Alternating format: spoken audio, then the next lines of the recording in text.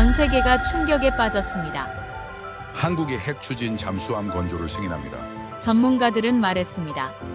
이제 겨우 승인됐을 뿐 한국이 완성하려면 최소 20년은 걸릴 겁니다. 그러나 20년 전 봉인된 문서가 세상에 드러나며 세계가 발칵 뒤집혔습니다. 이 실험 데이터가 진짜라고?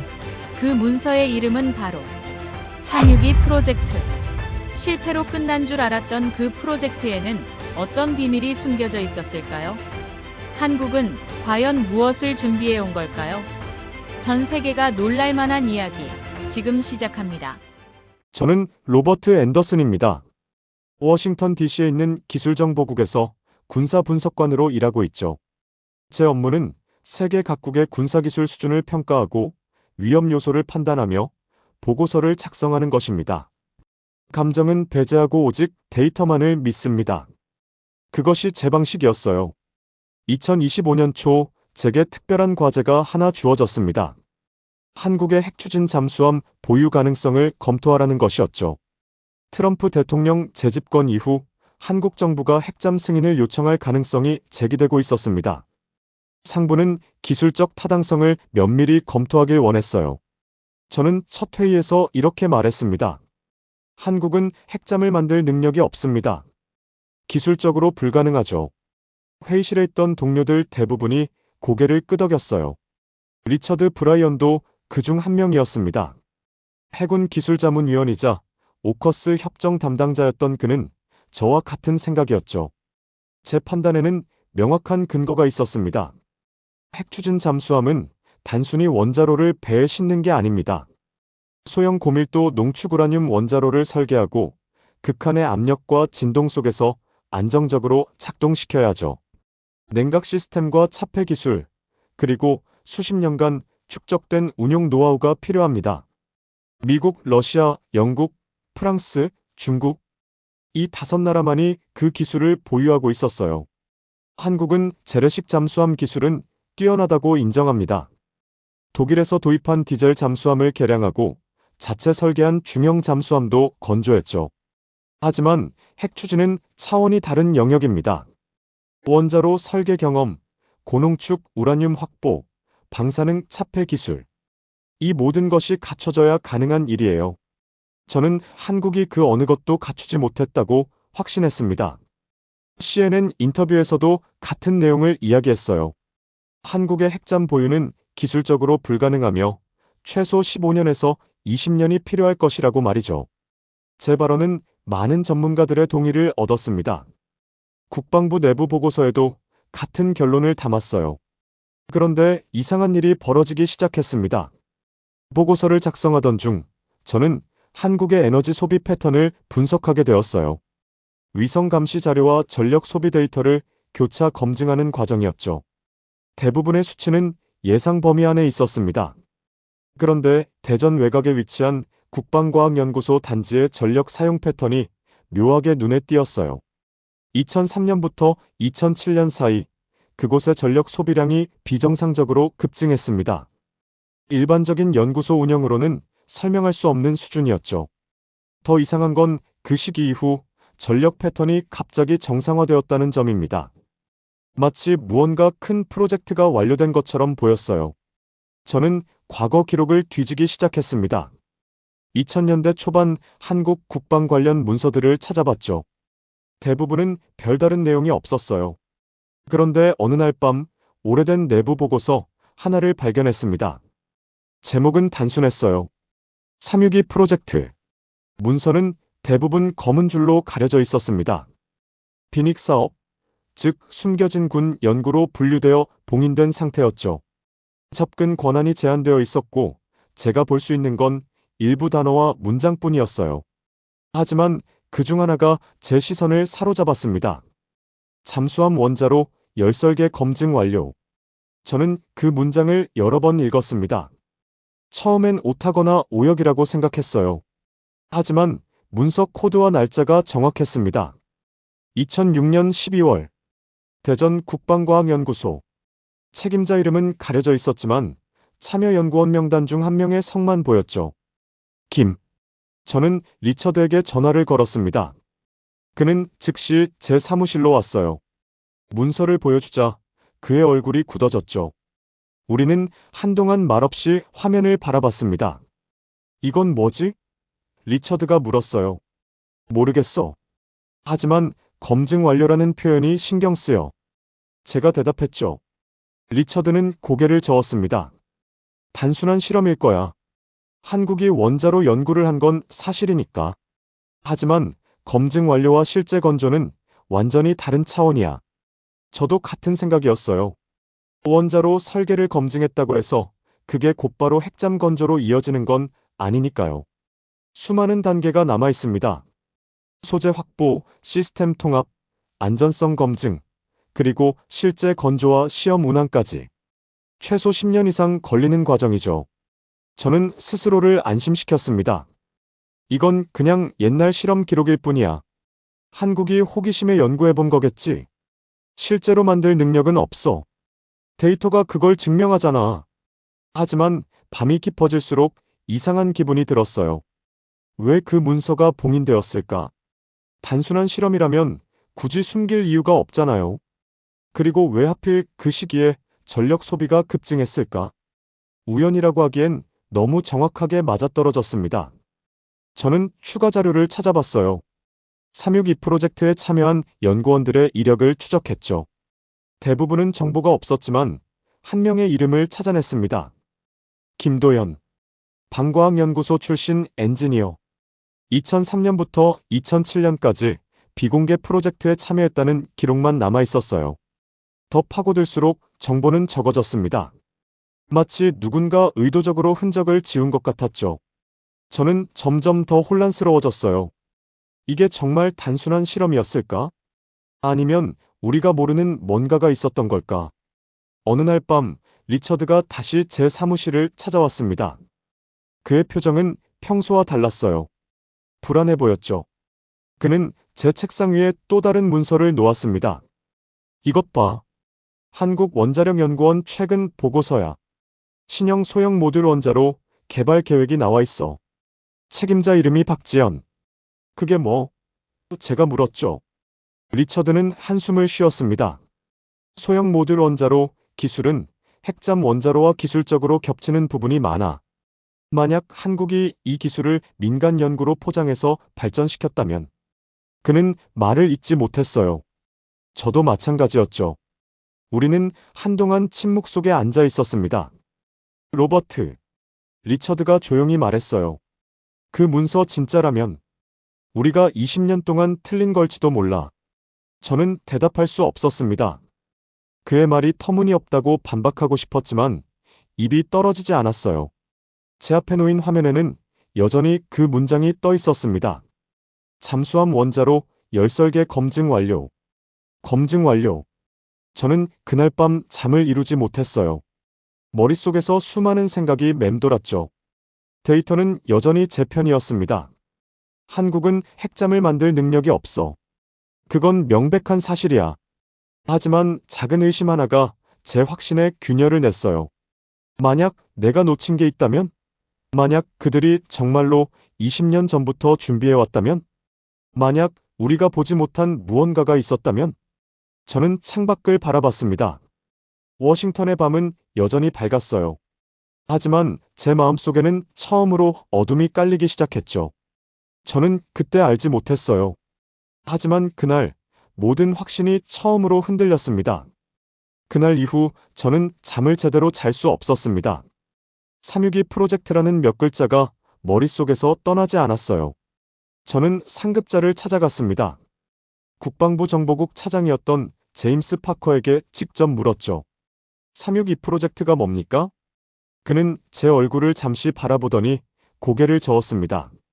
그런 프로젝트는 존재하지 않아. 하지만 문서에. 로버트, 자네가 본 건 오래된 오류 기록일 뿐이야. 한국은 핵잠을 만들 능력이 없어. 자네도 그렇게 보고서를 쓰지 않았나? 그랬습니다. 제가 그렇게 썼죠. 하지만 그 확신이 흔들리고 있었어요. 저는 리처드에게 연락했습니다. 그는 며칠 후 제 사무실로 찾아왔어요. 손에는 오래된 파일 하나가 들려 있었죠. 그는 주변을 살피더니 조용히 말했습니다. 이거 봐. 내가 해군기술위원회 아카이브에서 찾았어. 파일을 열자 낡은 문서들이 나왔습니다. 2005년에서 2007년 사이의 기록이었어요. 대부분은 검게 칠해져 있었지만 몇몇 단어들이 보였죠. 한국형 열중성자 냉각계 테스트 완료. 저는 그 문장을 읽고 또 읽었습니다.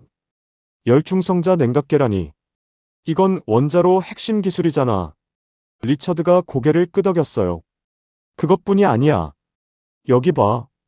그가 가리킨 곳에는 또 다른 문장이 있었습니다.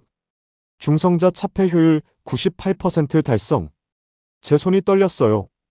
98%라는 수치는 미국 해군의 초기 핵잠 원자로 수준과 맞먹는 것이었습니다. 아니, 어떤 면에서는 그보다 높았어요. 이게 가능해? 제가 물었죠. 데이터상으로는 가능해. 하지만 믿기 힘들지. 리처드가 대답했습니다. 저는 더 깊이 파고들기 시작했어요. 미국 국방부 기밀 아카이브를 뒤졌습니다. 한국 관련 자료들을 모두 찾아봤죠. 대부분은 접근이 제한되어 있었지만 일부는 열람이 가능했어요. 그리고 저는 발견했습니다. 2003년 3월 대전 국방과학연구소에서 열린 비공개 회의록의 일부였어요. 삭제된 부분이 많았지만 몇몇 단어들이 남아 있었죠. 책임자 김도연, 열설계 총괄, 김도연. 그 이름이 다시 나타났어요. 저는 그에 대한 정보를 찾기 시작했습니다. 하지만 이상하게도 그의 이력은 거의 남아있지 않았어요. 2003년부터 2007년까지의 기록은 모두 비공개로 분류되어 있었죠. 저는 한국에 있는 미국 대사관 군사담당관에게 연락했습니다. 그는 조용히 말했어요. 김도연이라는 사람은 지금 은퇴했습니다. 외부 접촉을 일체 거부하고 있죠.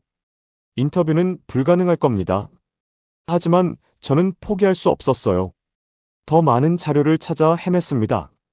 그러던 어느 날 리처드가 또 다른 파일을 가져왔어요.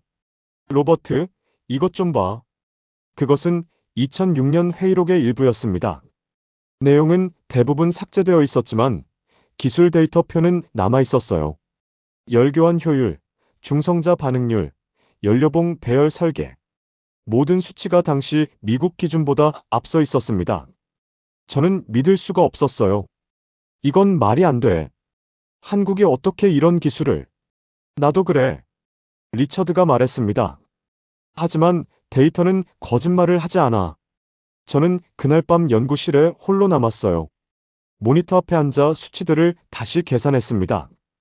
연력학 법칙, 중성자 물리학, 재료공학, 모든 것을 검토했죠. 하지만 결론은 같았어요. 이건 단순한 시뮬레이션이 아니었습니다. 이건 실제로 작동 가능한 설계였어요. 제 손이 떨렸어요.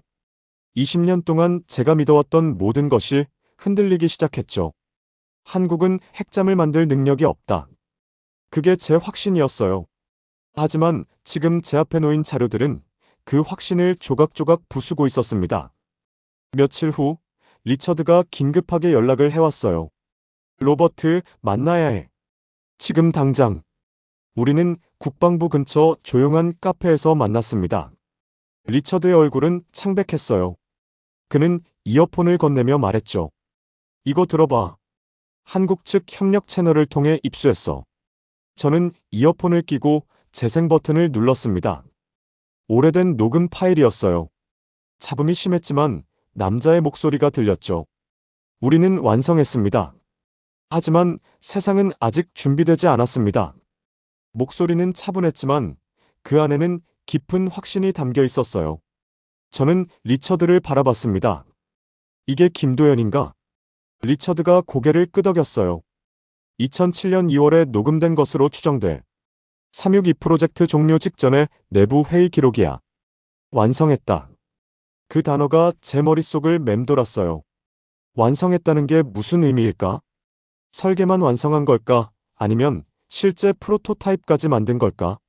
저는 더 많은 자료를 찾기 시작했습니다.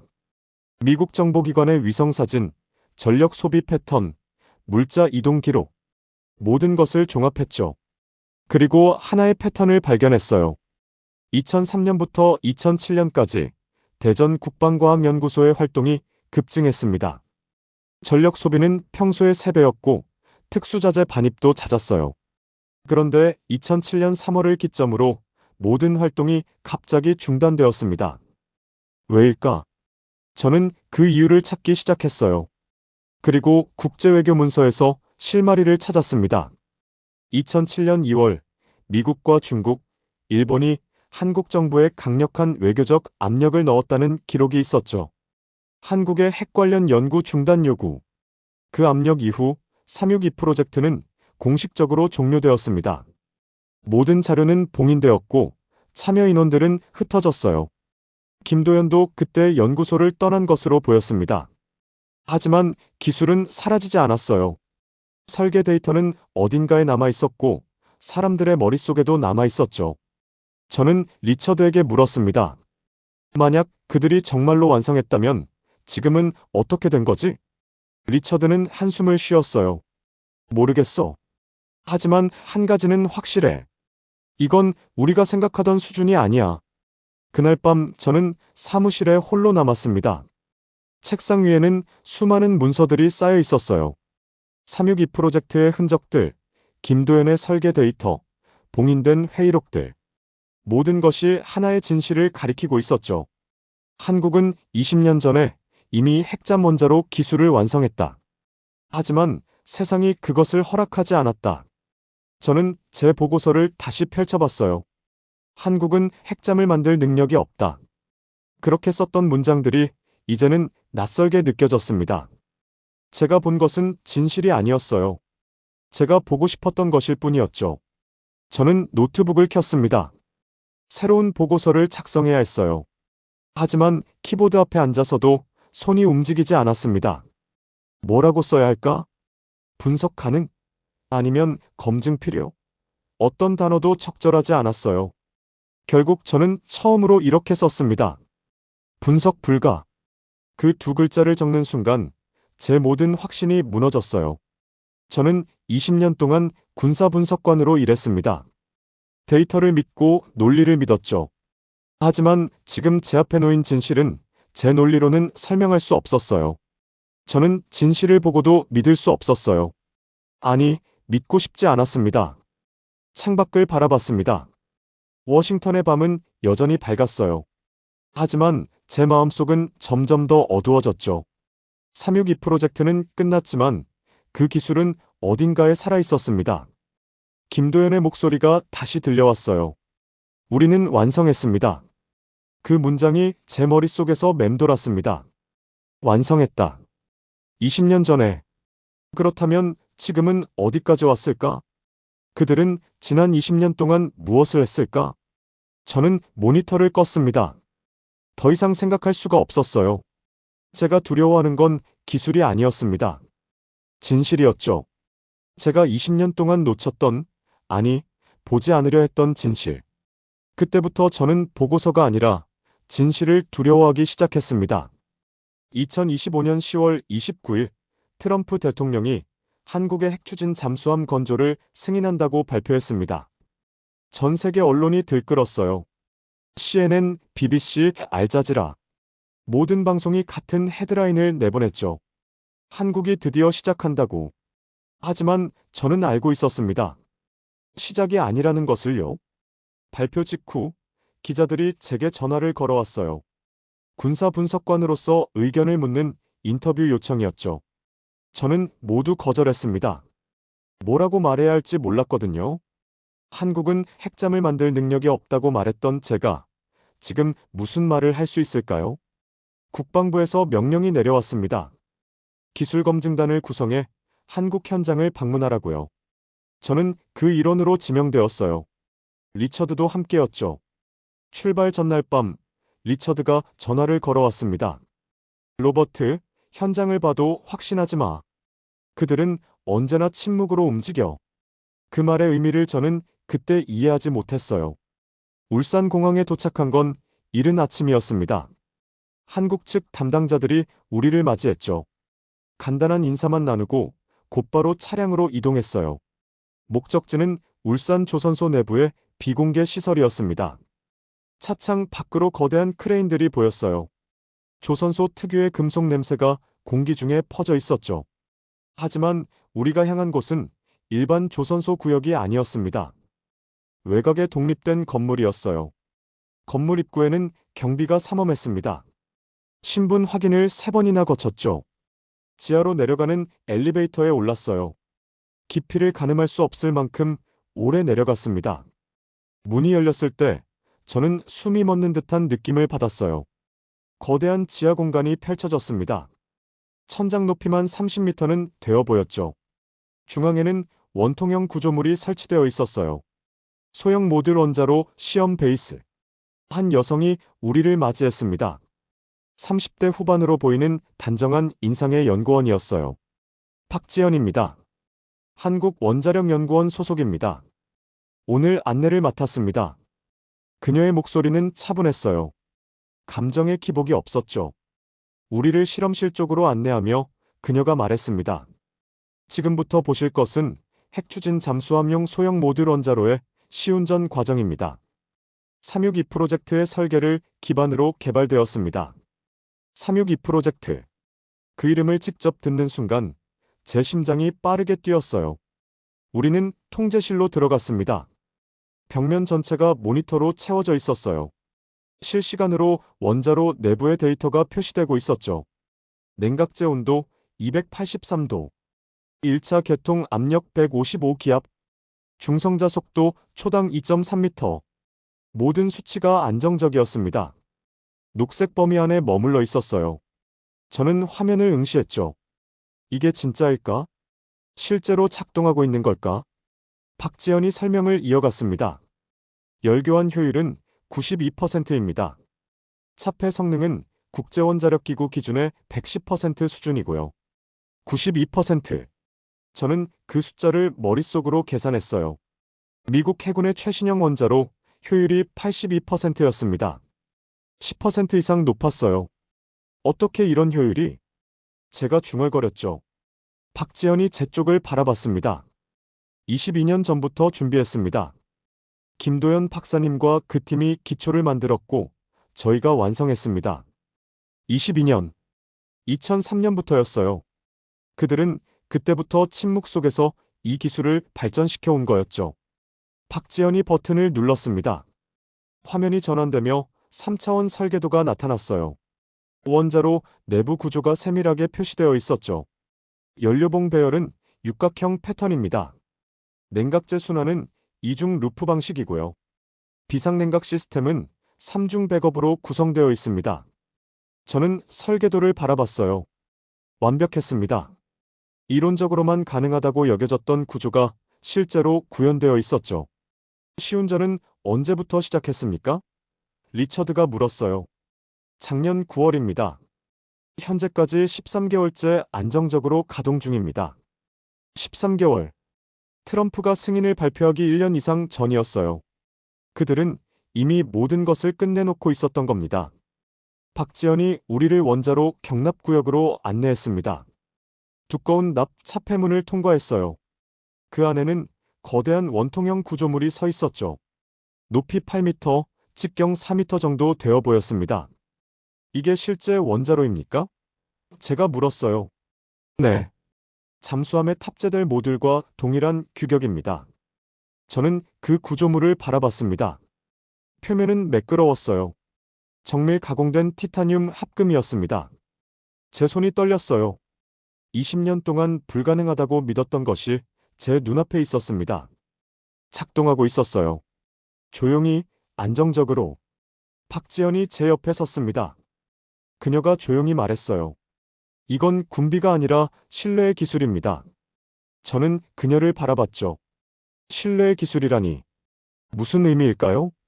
세계는 힘으로 움직인다고 생각합니다. 박지연이 말을 이었어요.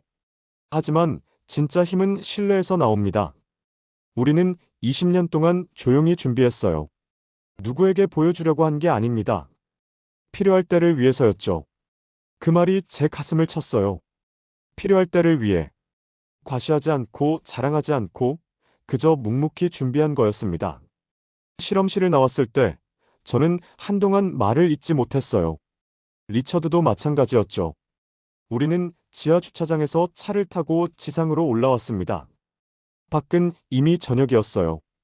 울산 바다가 보였죠. 파도 소리가 들려왔습니다. 저는 차에서 내려 바다를 바라봤어요. 20년. 그들은 20년 동안 침묵했습니다. 세계가 불가능하다고 말할 때도, 압력을 받아 프로젝트를 중단해야 했을 때도 그들은 포기하지 않았어요. 대신 더 조용히, 더 깊이 준비했죠. 저는 그때 깨달았습니다. 제가 본 건 기술이 아니었어요. 철학이었죠. 힘으로 세상을 누르려는 것이 아니라 신뢰로 세상을 바꾸려는 의지였습니다. 호텔로 돌아와 짐을 풀던 중 한국 측에서 자료 하나를 보내왔어요. 김도연의 연구일지 일부였습니다. 2007년 2월 28일 362 프로젝트 종료 직전에 쓴 글이었죠. 저는 그 마지막 문장을 읽었습니다. 우리가 만든 건 무기가 아니라 약속이다. 약속. 저는 그 단어를 여러 번 되뇌었어요. 그들이 20년 동안 지켜온 약속. 필요할 때 준비되어 있겠다는 약속. 과시하지 않고 침묵 속에서 완성하겠다는 약속. 저는 창밖을 바라봤습니다. 울산의 밤바다가 어둠 속에서 출렁이고 있었어요. 파도는 조용했지만 그 아래에는 거대한 힘이 흐르고 있었죠. 미국은 핵잠을 만들었습니다. 러시아도, 영국도, 프랑스도, 중국도 모두가 그 힘을 세계에 과시했어요. 하지만 한국은 달랐습니다. 그들은 만들고도 침묵했죠. 세계가 준비될 때까지 기다렸어요. 저는 제 노트북을 열었습니다. 보고서를 작성해야 했어요. 하지만 무엇을 써야 할까요? 기술 수준? 설계 효율? 운용 가능성? 어떤 단어도 제가 본 것을 설명할 수 없었습니다. 제가 본 건 숫자가 아니었어요. 철학이었죠. 밤이 깊어갔습니다. 저는 여전히 화면 앞에 앉아 있었어요. 커서만 깜빡이고 있었죠. 20년 동안 확신했던 모든 것이 무너진 자리에 새로운 무언가가 자리 잡고 있었습니다. 두려움이 아니었어요. 존경도 아니었죠. 그보다 더 깊은 무언가였습니다. 이해였어요. 진짜 힘이 무엇인지에 대한 이해. 그날 저는 처음으로 힘이 아닌 신뢰가 세상을 움직일 수 있다는 사실을 보았습니다. 워싱턴으로 돌아온 건 11월 첫째 주였습니다. 공항에 내리자마자 국방부로 향했어요. 브리핑 준비를 해야 했죠. 한미 합동기술검증 보고서를 발표해야 했습니다. 새벽 5시, 저는 브리핑실에 홀로 앉아 있었어요. 텅 빈 회의실이었죠. 책상 위에는 완성된 보고서가 놓여 있었습니다. 38페이지. 기술 데이터, 설계 분석, 운용 가능성 평가. 모든 것이 정리되어 있었어요. 하지만 저는 단 한 문장도 고칠 수 없었습니다. 보고서는 완벽했어요. 수치도 정확하고 결론도 논리적이었죠. 그런데 뭔가 빠져 있었습니다. 제가 본 것을 설명할 수 없었어요. 신뢰 기반의 기술. 그 개념을 어떻게 데이터로 표현할 수 있을까요? 오전 9시 회의가 시작되었습니다. 국방부 고위 관계자들이 모였어요. 리처드도 있었죠. 외신 기자 몇 명도 참관석에 앉아 있었습니다. 저는 연단에 섰어요. 프로젝터가 켜지고 첫 슬라이드가 나타났습니다. 한국 핵추진 잠수함 기술 검증 결과. 한국은 핵추진 잠수함용 소형 모듈 원자로 기술을 보유하고 있습니다. 제 목소리가 회의실에 울려 퍼졌어요. 조용했습니다. 모두가 제 다음 말을 기다리고 있었죠. 열교환 효율 92%, 차폐 성능 국제 기준 110%. 2024년 9월부터 13개월간 안정적으로 가동 중입니다. 리처드가 손을 들었어요. 결론적으로 한국은 핵잠을 완성했나? 저는 그를 바라봤습니다. 완성. 그 단어가 적절할까요? 저는 천천히 대답했어요. 완성이라는 표현은 정확하지 않습니다. 회의실이 술렁였어요. 리처드가 미간을 찌푸렸죠. 기술적으로 완성되었지만 그들은 만들지 않았습니다. 준비를 끝냈을 뿐입니다. 무슨 차이지? 누군가 물었어요. 저는 다음 슬라이드로 넘어갔습니다. 362 프로젝트의 타임라인이 나타났죠. 2003년 한국은 핵잠 원자로 설계를 시작했습니다. 2007년 열설계 검증을 완료했어요. 그리고 국제 압력으로 프로젝트가 중단되었죠. 슬라이드가 넘어갔습니다. 2007년부터 2024년까지의 공백. 17년 동안 그들은 침묵했습니다. 하지만 기술은 사라지지 않았어요. 소형 모듈 원자로 개발이라는 민간 연구로 전환되어 계속되었죠. 그게 뭐가 다른가? 리처드가 다시 물었어요. 결국 군사 목적 아닌가? 저는 고개를 저었습니다. 다릅니다. 그들은 과시하지 않았어요. 언론에 발표하지도 세계에 경고하지도 않았죠. 필요할 때까지 기다렸습니다. 회의실이 조용해졌어요. 저는 말을 이었습니다. 미국은 핵잠을 만들고 세계에 보여줬습니다. 러시아도 중국도 그랬죠. 힘을 과시하는 것이 목적이었어요. 하지만 한국은 달랐습니다. 마지막 슬라이드가 나타났어요. 울산 원자로 시험 베이스의 데이터였죠. 그들이 만든 건 무기가 아니라 약속이었습니다.